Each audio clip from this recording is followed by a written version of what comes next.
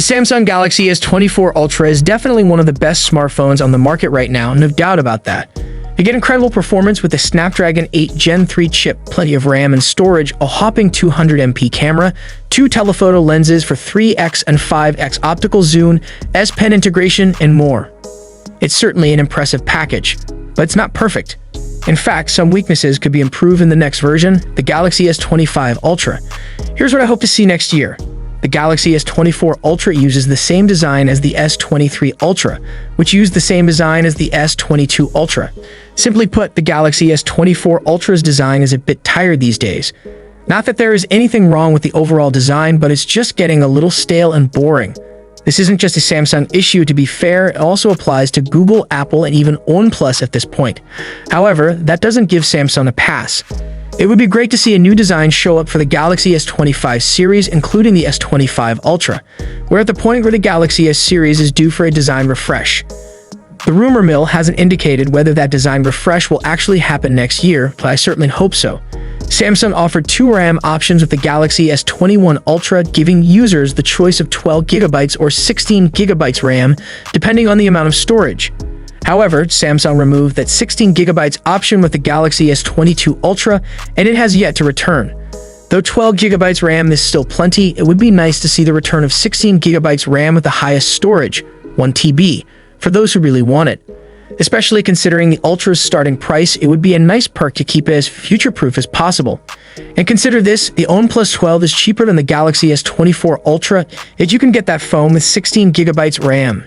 There's really no reason why Samsung shouldn't return to offering more RAM for its most expensive, non-foldable phone.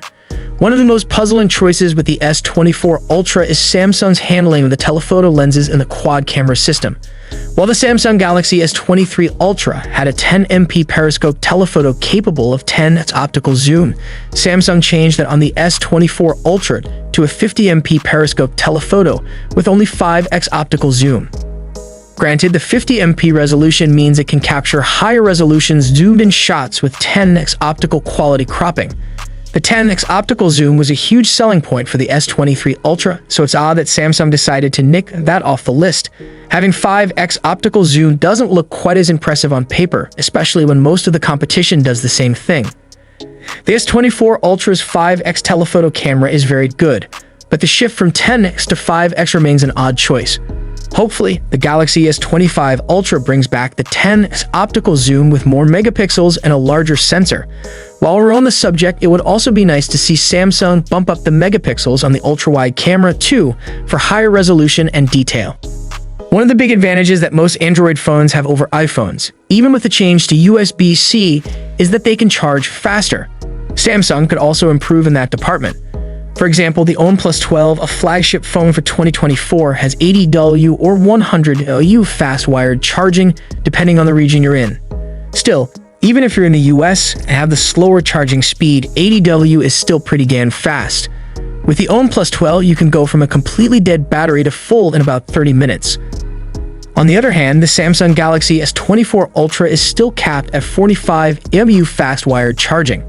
It's better than the 25W of the base model Galaxy S24, but even so, 45W is still slower than 80W. I would love to see the Galaxy S25 Ultra go even faster with the charging speed. Seeing how fast the OnePlus 12 charges up makes me wish my S24 Ultra would be as fast. Of course, with the better power efficiency of the Snapdragon 8 Gen 3, you don't need to charge up your phone as often. Still, a bump in wired charging speeds can't hurt, right? One of the advantages that many Android phones had over iPhones years ago was the ability to expand storage via a microSD card. These days, it's getting harder to find a phone that does this, including Samsung's top-tier flagship. You're likely to find the option on more low-end or mid-tier budget phones, but definitely not on the expensive flagships from most manufacturers. While it's unlikely, I would love to see Samsung bring back expandable storage. Sure, the S24 Ultra comes in a 1TB version, but you have to pay a pretty penny. $1,660 to be exact, to get that storage capacity. It's more feasible for many people to get 256GB or 512GB and add more storage via a memory card when needed. It's getting harder and harder to find a flagship phone with expandable storage these days, so it's highly unlikely. It's been 4 years since Samsung last offered the option on the Galaxy S20 after all. But hey, I can dream, right? The Samsung Galaxy S24 series just came out a couple of months ago, so we still have quite a bit of a wait until the S25 lineup.